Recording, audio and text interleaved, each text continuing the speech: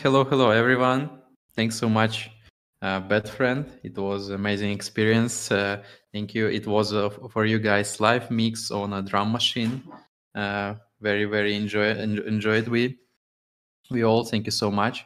And yeah, sorry we little bit had some technical troubles with the voice channel. Next time will be better. But overall. we are waiting. Erin is already here, so I'm inviting him to speak. Hello, Hello. Erin. Yeah, nice to hear you. Great. How are you doing? I'm good. I'm doing very well. How are you doing, guys? Yeah, we're doing amazing. So first of all, let me introduce a little bit myself. So I am a core contributor in Metaguild. Currently, I am on the position of game analyst. So like I am having all the researches, all the communication with games, and we already had a talk with you, Irene, about the 9Tales, and our community is aware of the game. But can you please introduce a little bit yourself and 9Tales? Yeah, sure. Well, first of all, thank you for having me. It's a pleasure to be here and present the project to your gaming community. So my name is Erwin. My online, I would say, name. I'm doxed. I'm one of the founders of 9Tales. I work also on the tokenomics, outreach, and game design of the game, and many other things. So, and yeah, 9Tales has been in development for over a year now, and we are very happy to launch our very first alpha version and get people to just enjoy the game and earn some rewards. So, very briefly, this is the presentation. And for the game itself, it's a card game. It's not a, would say, copy of another card game that exists. It's more like a, I would say, it's a mix between, it's like if Magic the Gathering, Slay the Spire, Legends of Runeterra and Poker had a baby or something like that.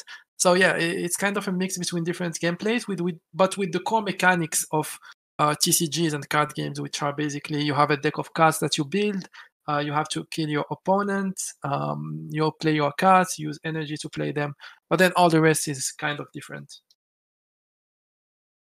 Yeah, it sound amazing. So, yeah, I little bit want to let our viewers know that like we are currently also we are having this Discord event, and we also streaming this on Twitch. So you can ask your questions. We already prepared some. We asked our community, and you can ask them in our meta chat or in Twitch channel, or just in the end when we'll be like our first part is over, you can just raise your hand and we'll invite you on the stage additionally.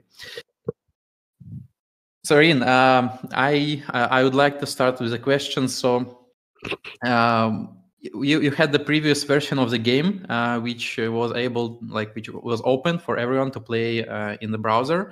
And I'm very interested. So you're releasing your alpha on November 6th. What's new in the game? How it changes? And what's kind of like what's your work progress? Like what is? I heard that there has been some big differences in this version. Yes, the demo version was really kind of. I mean, we launched it and let it open for maybe 10 days, 2 weeks, a bit more, give or take. And it was really to get feedback. And we got a lot of feedback from people, from the UI, the how it looks, some of the mechanics and everything. So we went on and basically improved on the demo version. I think the current alpha, which is still not the final one, but still it has progress, is pretty different from the demo version. The look is very different. The UI is different. The gameplay is a little bit different, but not too much. And overall, we really focused on making it like really simple to grasp, I would say, and for people to understand it very quickly. We didn't focus on like putting all the features at once, because we believe that like it's better to have like a small amount of features to start with, but that are well implemented and that are working very well, and people can get to know the game, and then add every now and then add more features, rather than try to pack everything at the launch of the alpha and have half of the features which are broken. Okay, very interesting. And what can you a little bit explain what kind of rewards there will be like this event? So this alpha, what's requirement to enter, and what are you guys the system will look like? Yes. So basically, the alpha version is also web-based. The difference is that you can connect your wallet, and we register like which wallet you are connected. The game itself is free to play, so you don't need anything to just get in and try it. For now, it's only PvE, but we are going to launch PvP soon after we launch the alpha.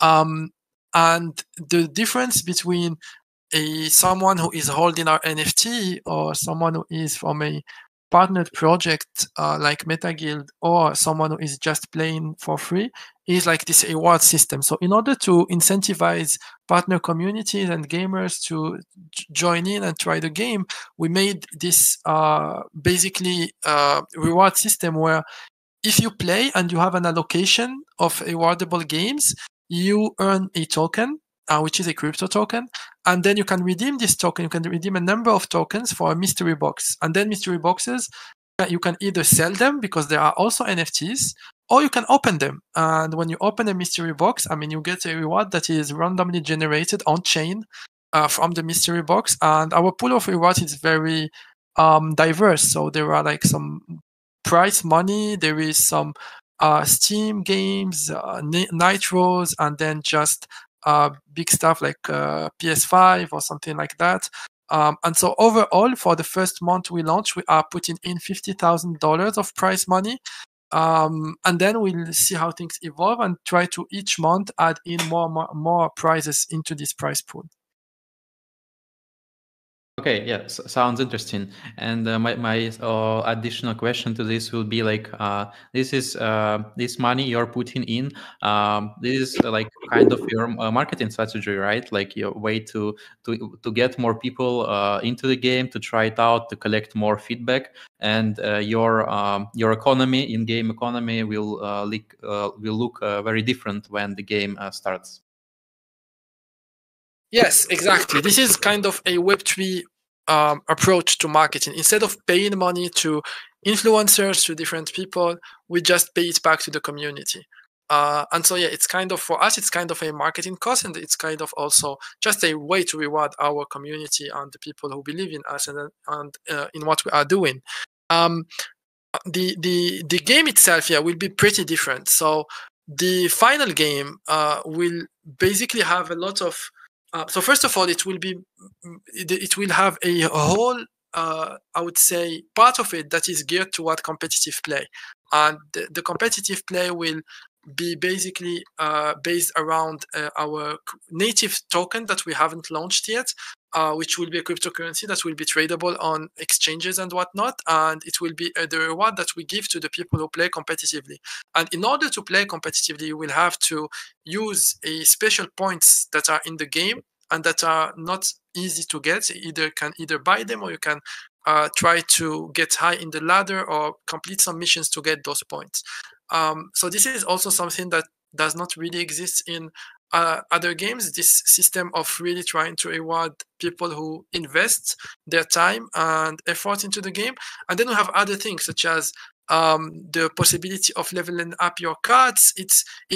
Basically in 9Tales, what we are focusing on is, even if we are an NFT game, we don't want the barrier to entry to be very high. So we want anyone to be able to play and anyone to be able to get cards. And then the difference between the cards that you have and the card that someone else has is that maybe your cards, they are higher level, so they are not stronger, but they can earn you more rewards.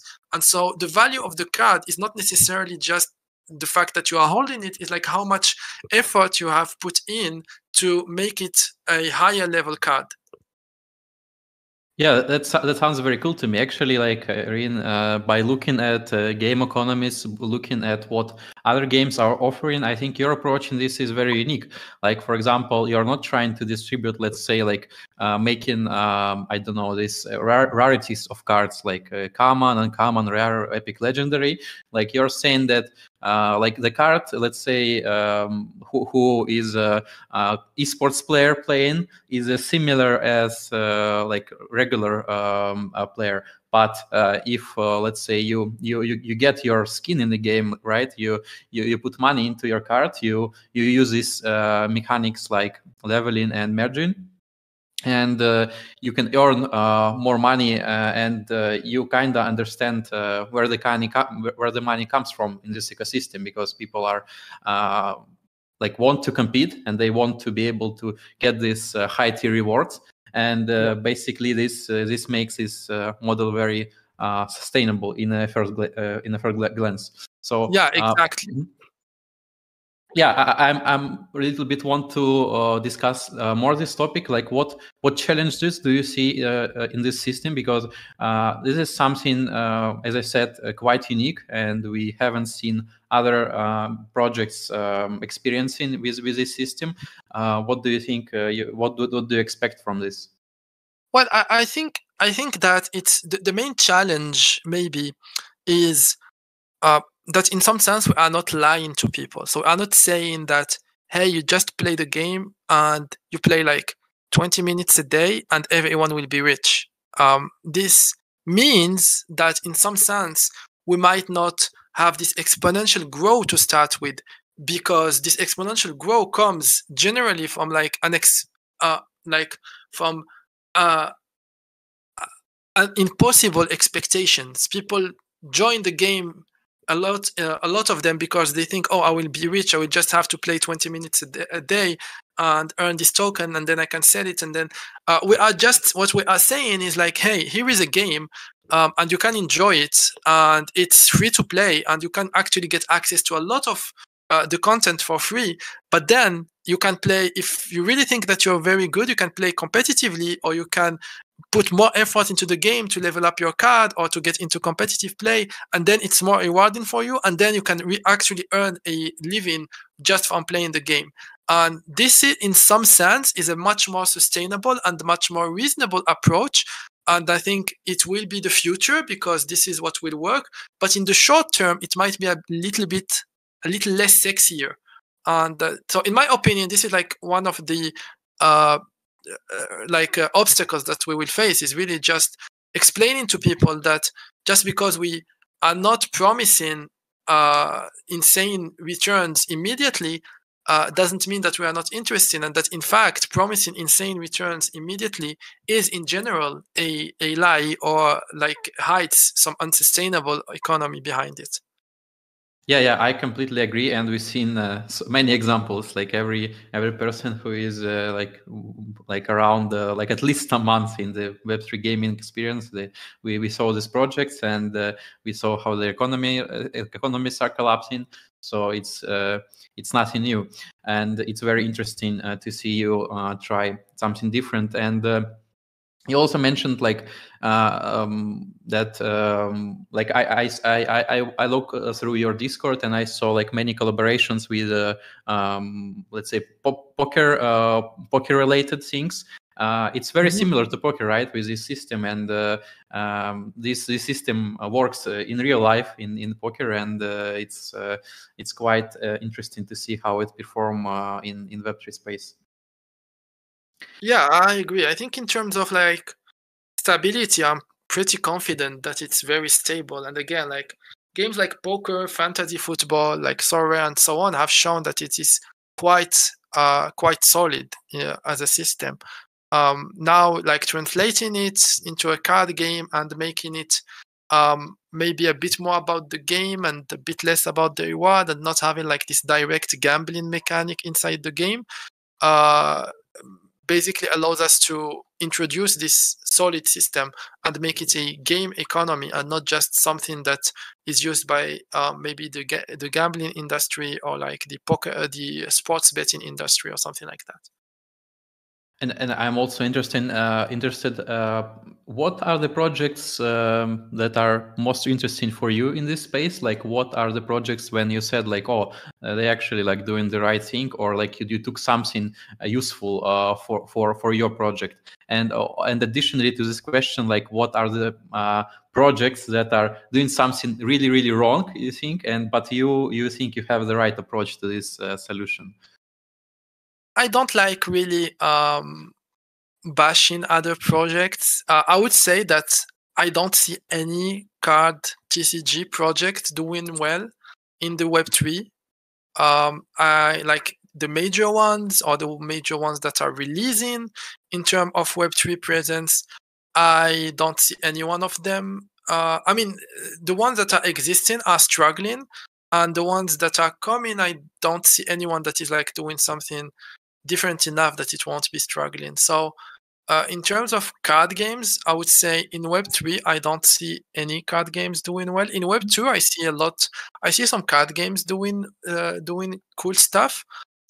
Just this month, there was the Marvel Snap card game that came out, and the game economy is really awesome. I think that they are doing things right, and it's kind of close to what we would like to.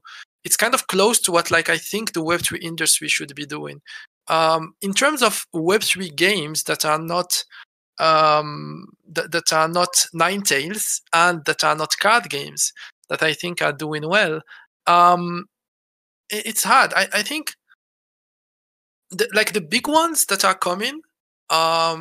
So all what Limit Break is doing with Digigaiku, I think they are onto something. I mean, first of all, because they have a lot of money, but also because I think that they, coming from free to play, they understand that the economy quite well. Other than that, I mean, Illuvium, of course, just because they are so big. But again, it will depend on like the execution at some point. They have been very successful at selling stuff. But will the game stand the test of time? Will it be fun enough? Will the economy stand the test of time? That still remains to be seen. Other than that, I think like, yeah, there are a lot of like promising games, but I don't see any game working right now that is really doing something like incredible, or you say, oh, this is for sure going to work in the future.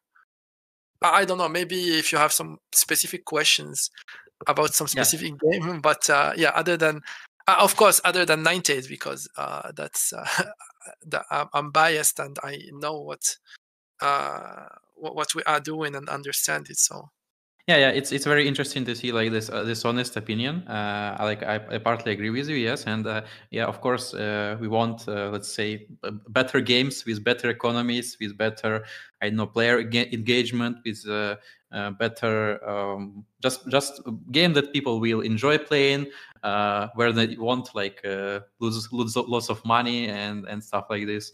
So yeah, I think we are heading. There is a long way ahead. But yeah, we are definitely moving in the right direction. And I would like to ask to clarify more about your tournament system and like your approach to esports, because from I understand, the game will be focused on it, right? It will be like one of the main parts of the game, this competitive element. And yeah, I want to understand how it will work and what's benefits of being competitive in the game. yeah, so basically, in general, in games, I mean, in general, before that, in games, you had like this dual token system where you had like a governance and a utility token that is inflationary. We are not doing that. We only have one token that we will release, which is called NIT. And the main idea is that we have like our token, which is NIT, and then we have an in-game kind of currency that we call divine shards. And with this in-game currency, basically you will be able to do many things. Still not get into the details, but the main thing that I want to focus on is that with the divine shards, you can pay entry fees to competitive games. And so basically, you cannot transfer divine shards to other people. You cannot sell divine shards, but you can convert divine shards into NIT by using divine shards as entry fee into competitive games and then winning in those competitive games. And once you win into competitive games, you get NIT as reward and other NFTs. And so NIT is a cryptocurrency, and so you can sell it and get back money. So basically, there is like a kind of a bridge. You can get divine shards inside the game and use them to get NIT. And this is how like the competitive scene will work. Like the good players, they will want to get those divine shards and convert them at a high rate because they are good and they win often in the competitive games. And so the main idea also behind this is that I mean, just imagine from a player perspective, a Web2 player perspective, if like he wants to buy some token inside the game, he needs the value of this token to be kind of stable. Like just the confusion of a player come in. Imagine if like you have a player come in and he wants to buy, I don't know, 10,000 coins, and he know that 10,000 coins cost $10. But then tomorrow he comes, and because it's a cryptocurrency, 10,000 coins now cost $20. Like he's like, why do I have to pay more now? I don't care about NFTs. I don't care about crypto. I just want these coins and be able to use them inside the game. So this is why we have like this difference between in-game currency and token currency. And our token, the NIT itself, is not inflationary. So when you win NIT in competitive games, you know that there is no inflation. You know that it is not created out of thin air, and so its value is not going to go down. And so the idea is that the good players, those who win in competitive games, those who level up their cards, those who do the missions inside the game, they get rewarded with real valuable rewards, which are NIT and NFTs. And then the rest, like everyone else who just want to enjoy the game, gets to enjoy the game as a free-to-play and gets to buy cards from time to time if they want to, and gets to just play it as any other game. And so the problem we are solving here is really the fact that a lot of very good game, they have no strong incentive for competitive players and for people who want to get involved inside the game. They don't reward them, in my opinion, fairly enough. And with this system, you are rewarding very fairly the people who are invested in the game. And on the other hand, you do not undermine the value of the game itself. You do not make it a high barrier to entry or pay to win or anything. Yeah, that's amazing, and I also already see this picture where this let's say token holders, some part of it will be these competitive players. Yes, players who receive these tokens more, and they are also will be the players in the ecosystem. So let's say I don't know, your token probably has a part governance. Mechanism, right? Like these players eventually could let's say take part in decisions that you're taking regarding game development and stuff like this. And these players' opinions usually are more valuable who are investing more their time and money into the game. Yeah, and regarding things like balancing and stuff like that, like it makes sense, right? Like the players who are playing competitively, they have an incentive to make the game more balanced. So they will be really invested in making proposals and saying, "Oh, but this card is too broken." It's and trying to basically help, and they get rewarded for this help from this competitive game, but also from another pool, such as we have a community pool that is specifically made to help people maybe who build tools, who do stuff that will help the whole community of the game, so you can reward them directly.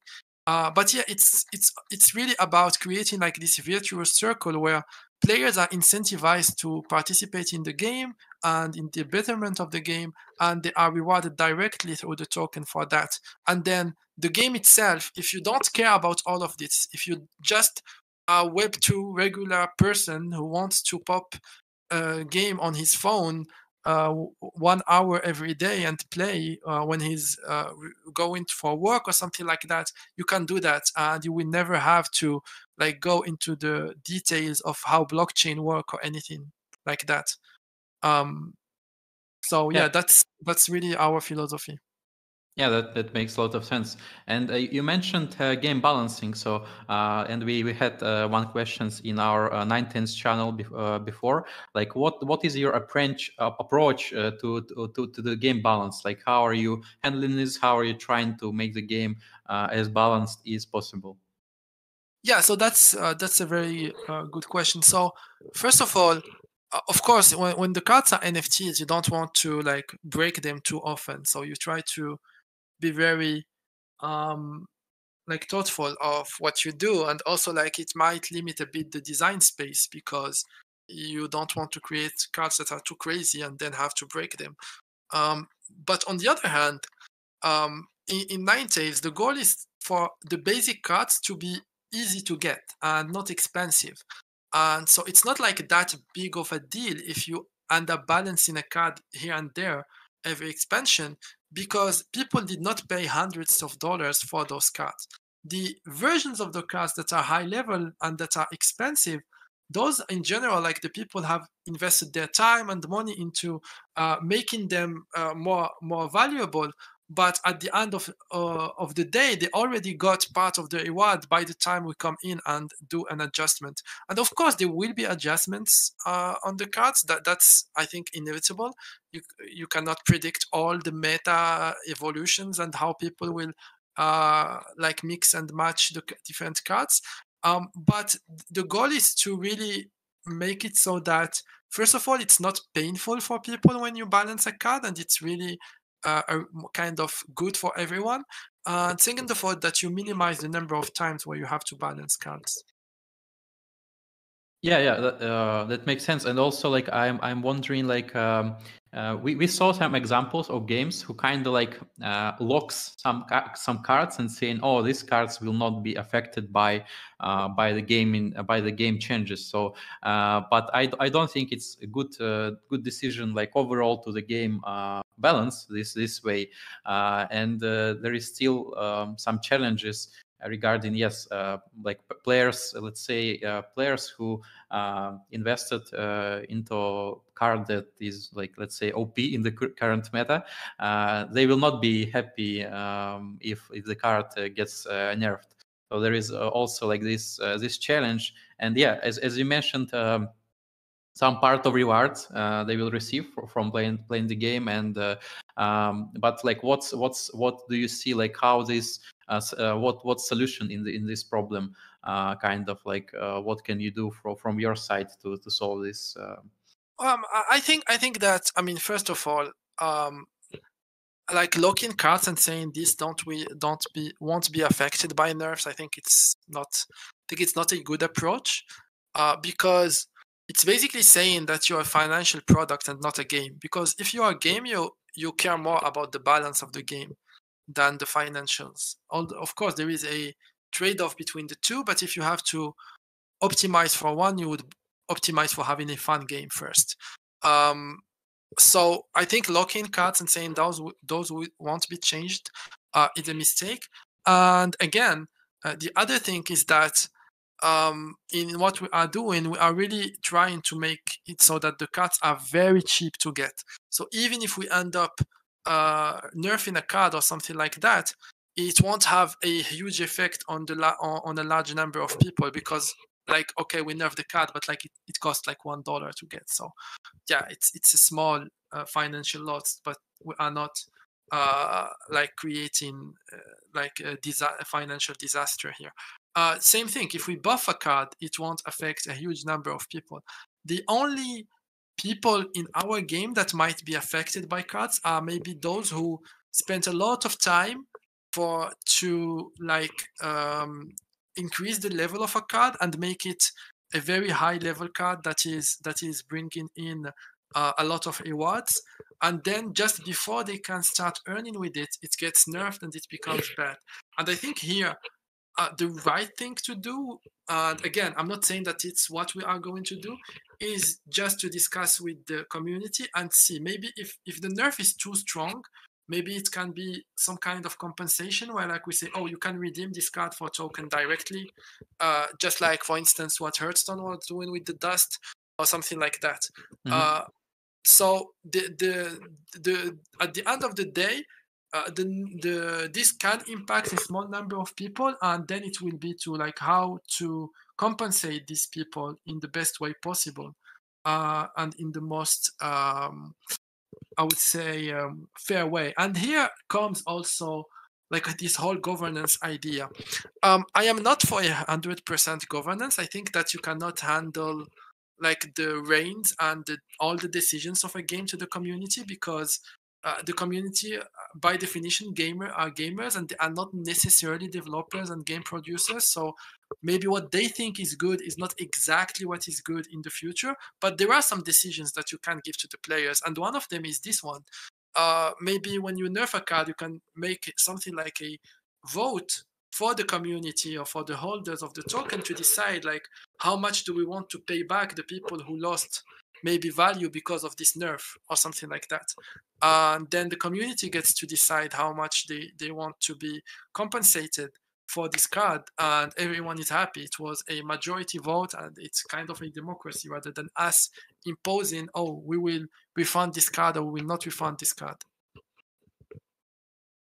Yeah, that's actually amazing. That's one of the benefits of Web2 games, where we can basically transfer some responsibility for our community and some part of the game. For sure, like let's say experienced players can do better than game developers, and this was shown in many different games already. Like sometimes when the changes are coming, let's say players are very unhappy about it, and like the majority of people. So there is kind of like this breach between players and developers. And in Web3 games, it will be more close. Players will be more involved in the game development, and it's so nice to see your project like having this kind of values and look into this direction.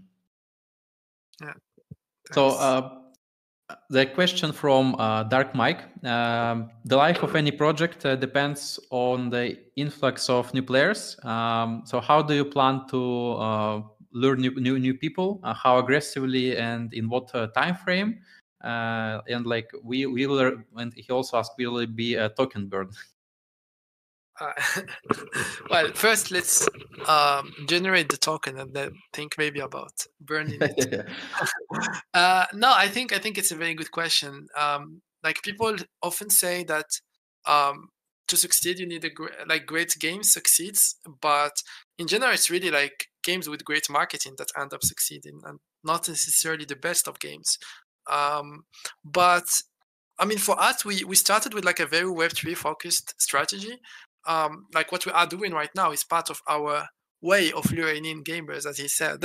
But our goal is by 2023. So basically to launch the final version by the end of 2023, and then like really have it as a full-fledged game that is accessible to anyone, Web2 or Web3, regardless. And again, we will stay true to ourselves, which means that we will focus our marketing on incentivizing the players to come in, on partnering with different projects and with different communities, and on these different kind of ways that are more organic than just digital advertising or like influencer marketing or something like that. Okay, yeah, that makes sense. And I also see some other questions about we didn't really clarify the system that will be like competitive system. So there will be like regular tournaments all the time, if I understand correctly. Yes. And there will be like will there be like some, like say, big tournament like international, where you can let's say have this kind of big event like Axie had previously, let's say projects that are in the wild doing this kind of like, are you planning this ahead, or is it just quite far from this point? I think it's going to come up, and it's something that we really want to do, again in the spirit of expanding esports. For the game itself, there are two things. There is like the ranked ladder for the free-to-play players, or for everyone. You can play in the ranked ladder, and you go in and you play. And then there is the competitive play. And in competitive play, there is no ladder, because basically, if you do a ladder in competitive play, you will be punishing the people who are playing good, because you will be matching good players against good players, and so you will be making it harder for good players to earn. And it's kind of like if you say, I would take the example of a poker setting. If you say that like in a poker setting you don't choose your table, but you are if you are good, it would put you with the pros, and if you are bad, we put you with the fish. Which is kind of something that some people do, but it's kind of a weird concept. So in the competitive play, basically what we'll decide is just like how much you are wagering in terms of divine shots. So we will start with just one tier. Say you the one entry fee, which is 100 divine shots, and then we'll put different possibilities. Maybe you want to play a game for 100 divine shots, or maybe you want to play for 1,000, or maybe for 10,000 at a time. And so, of course, like the better players will go on and play for more divine shards as they accumulate more earnings inside the game. And of course, there will still be always whales and the let's say the people who just want to play for high divine shards, even though they are not maybe the best players ever. So that's for the rank. That's for the competitive side, and then for the normal side, it's a ranked system with seasons. Yeah, just like any other rank, and there will be rewards for the people who are ranked high in the free-to-play game modes. And obviously, we want to at some point start organizing tournaments. We will try to organize a tournament as we launch our PvP mode in the alpha. So we will. What we want to do is basically organize it between different communities and like see what community would be the winning one and so on. But yeah, we'll see. For now, it's just PvE in the alpha version, and then after that, we will add a feature that is a kind of a survival mode in PvE. So you get to play against an AI that keeps getting stronger, and your goal is to survive for the longest time. And this will already give us a ranked mode where we can like give awards to the people who survive the longest against the AI. Yeah. It's a similar approach, yes, to Illuvium and some kind of I like this AI battles as well, and and I wanted to ask like quite a fun question from Pengo. He asks when Irel meet up at Morocco. Yeah, I know. Yeah, I should do that at some point. I am originally from Morocco, but I really don't have time to go back, sadly, because so much work. But yeah, at some point we will do one. We have a very big community from Morocco. I know that Metaguild also have people from Morocco too. So Yeah. Quite a lot actually. It's probably like it's still one of our biggest communities in Metaguild. And Moroccans are gamers in general. Really, they play a lot of games. I think not, a lot of people don't know that, but like if you look, if you know in Valorant, there is one of the very first agents that came in was Cypher, who is Moroccan. It's really not by luck. It's because Morocco is such a big community that they decided to come in with the Moroccan agent at the start, from the start. yes, they for sure are like they're always hanging out in our Discord, playing lots of games. So it's very nice. It's a very nice community. And yeah, I also would like to add regarding point you said previously. Metaguild, we are very focused on competitive element of the game. So we are planning to have multiple esports team in different card game projects, and 9Tales is for sure will be one of them. So we'll be very excited to participate and compete with other guilds. It's something that actually, when there is competition with other, let's say, for now only guilds or just regular players, whales, stuff like this, it brings so much traction. Like community becomes so active, and this is very important thing to have. No, that's for sure. That's for sure. I think that it's also like one of the ways of Web3. It's more like you can do this more in Web3 rather than other in traditional Web2. And we are really, I mean, personally, I'm really excited about PvP. I know that for sure when we launch the first version of the PvP, there will be like some adjustment and balances, and I'm really keen to see them from the community. Like already right now inside the design team and also with the rest of our team when they test the game, I see a lot of people like crying about this is too strong, this is too weak. I'm just like saying, I mean, let's wait to get more people playing the game and see if it's really too strong or too weak. I believe that like in our game, because the pace is a bit quicker and the games finish quicker in general, people might seem that like a lot of the cards are overpowered, but it's just because we are more like a fast-paced game.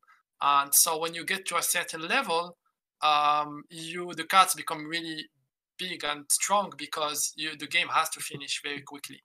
But again, I'm very excited to have people trying the game and see like how meta shapes and everything.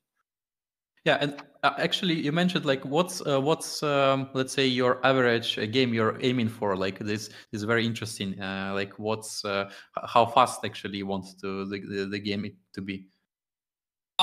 7 minutes average, which is the same average as Hearthstone, basically.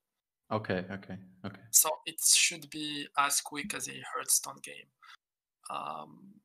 Again, like if you have people stalling and taking their time to think, it might be longer. But yeah, so Yeah, it's very like let's say average on many card games, so it works. And I would like to hear more. Are you planning to make some, I don't know, like guilds, clans in the game, like stuff like this, more MMORPG stuff, include more this kind of community building inside the game?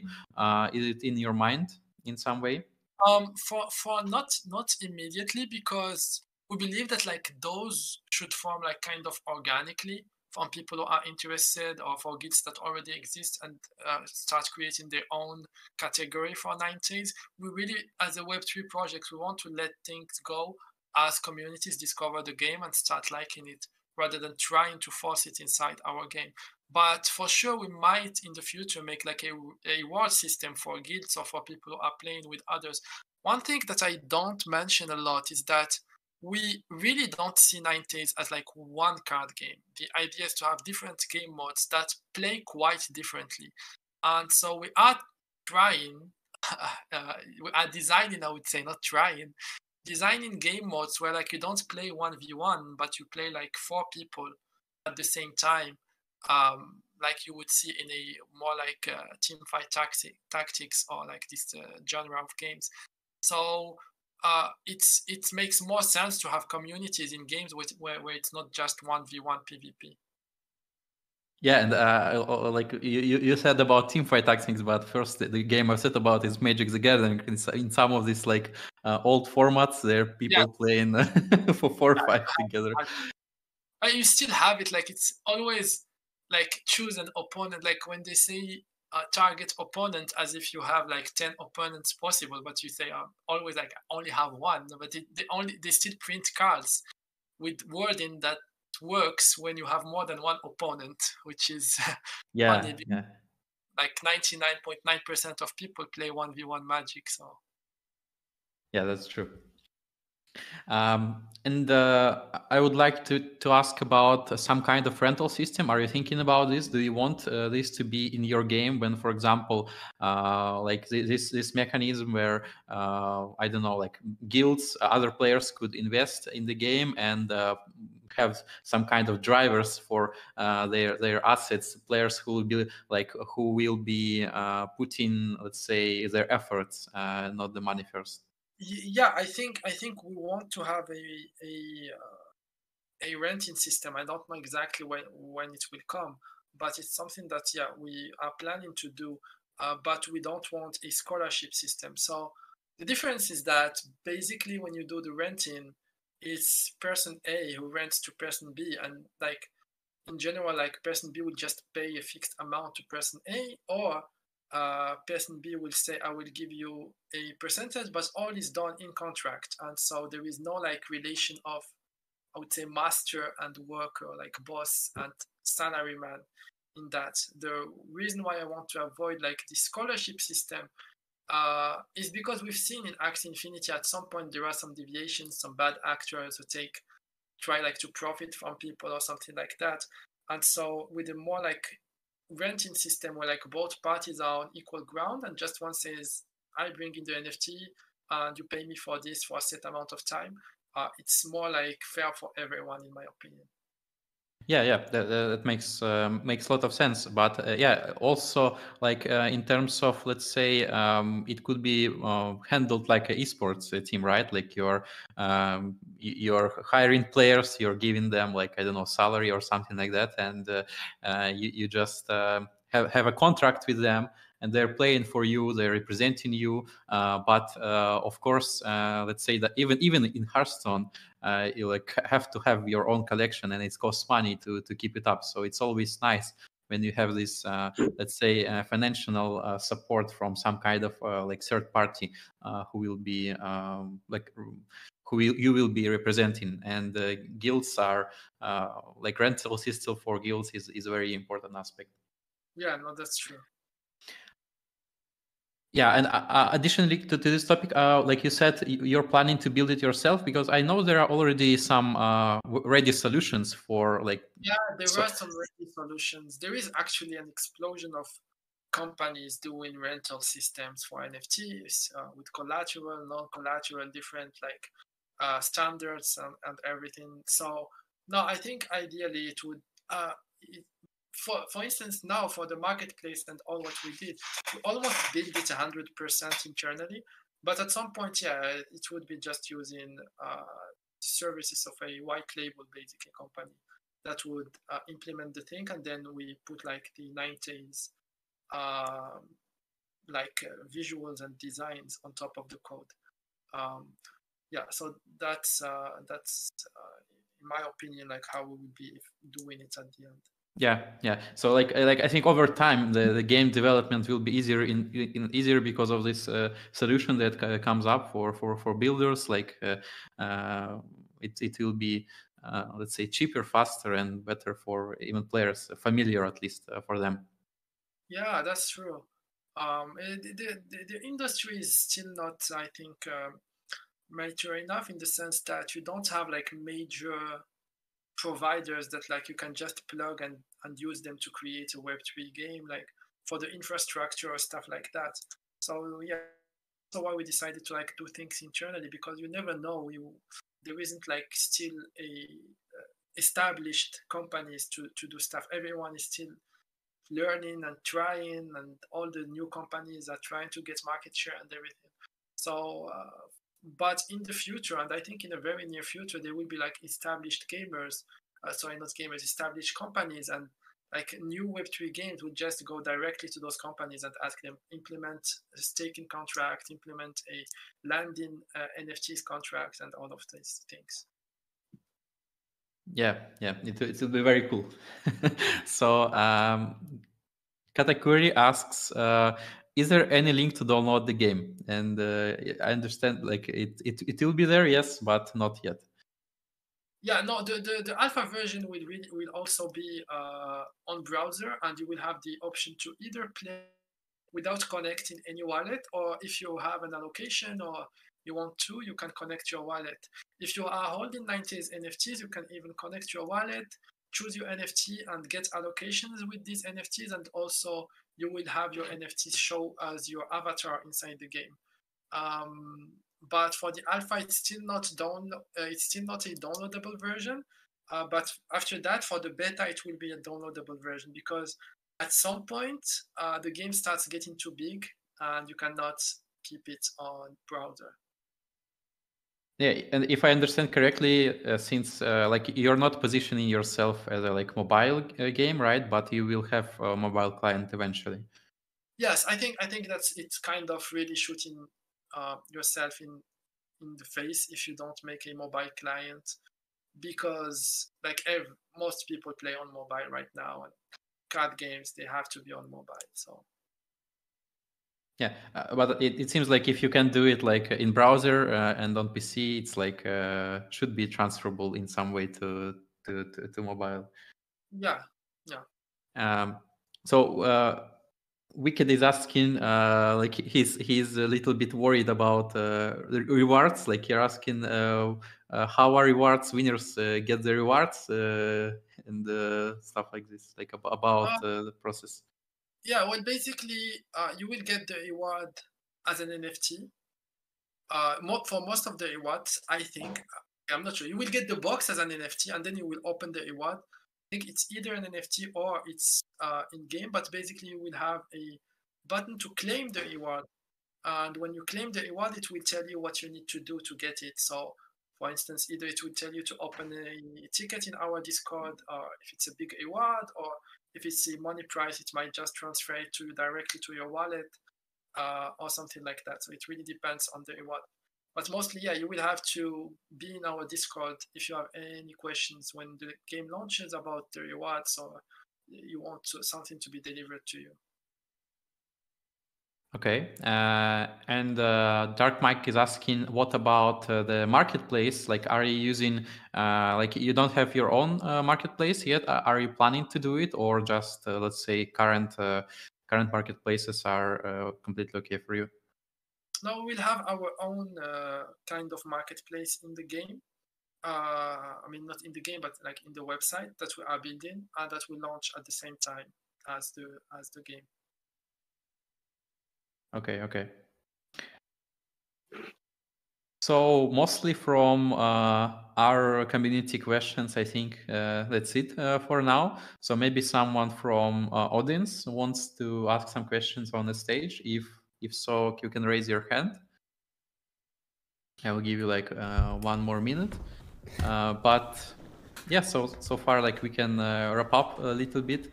Rin, thank you so much for joining us. It was a pleasure to talk with you. We are really excited to play the game, to provide you with feedback. We'll also um, we'll also have like this conversation posted on Twitch, like a video, and like people who miss it will be able to catch up. And yeah, so far, thanks so much for your time. Do you want to say something for our audience? Thank you again for the invite, and I guess see you in the 6th of November. Hope that we'll have many participants from your community, and yeah, I'm really happy to like have gaming communities still in Web3 that are also interested in the game, and I believe that like it's the right thing. Like the timing might not be the best right now with the bear market and everything, but I strongly believe that Web3 gaming is the future, and that in just a couple of years or something like that, it will be a like no-brainer to think that a game is a Web3 game, because almost all the big games will become Web3. Yeah, we think so. We think so. That's why we are doing Metaguild, and we are looking forward to the game so much. I'm sorry, Reed, but there's already people laughing from Emiliano. He wants to ask last question so much. So he says, personally, I struggle a lot with card games. Is there any chance 9Tales team will provide a guideline for the beginners to completely understand the game? Because for me, understanding the game is very important to invest time and enjoy it. Yeah, I agree. I think that the thing is, card games are a very special genre of games. In general, people who play a lot of card games tend to just be geared towards strategy games and like not other type of games. But for us, it's really important to onboard as many people as possible. This is why I've worked a lot on making a nice and easy to learn game with a very nice tutorial inside the game, so that when you start, you get to do the tutorial first and understand the basics, and then you can try the game. And the main thing is that even if you have like a question or maybe a card effect that you don't understand well, or a feedback, or maybe discovered a bug, this is why the Discord is here. You can just come in and ask your question in the Discord, and we'll be very happy to answer it. Yeah, thank you so much, Erin. Once again, thanks for your time, and yeah, we will see you soon, and we'll talk again in Discord and provide you with feedback about the game. Thank you so much. Yeah, nice. It was nice having you. Bye.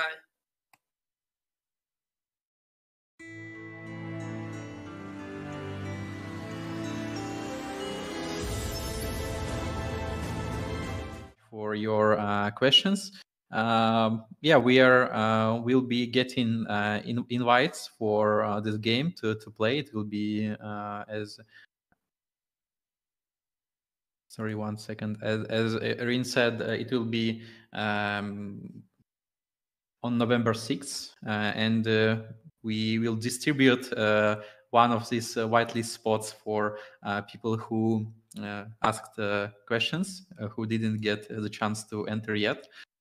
So stay tuned. Follow our 9Tales game discussion thread. Don't forget to check it all the time. There is always new games, new talks in this part of our Discord. And thank you so much, guys. It was a great time, and see you very soon.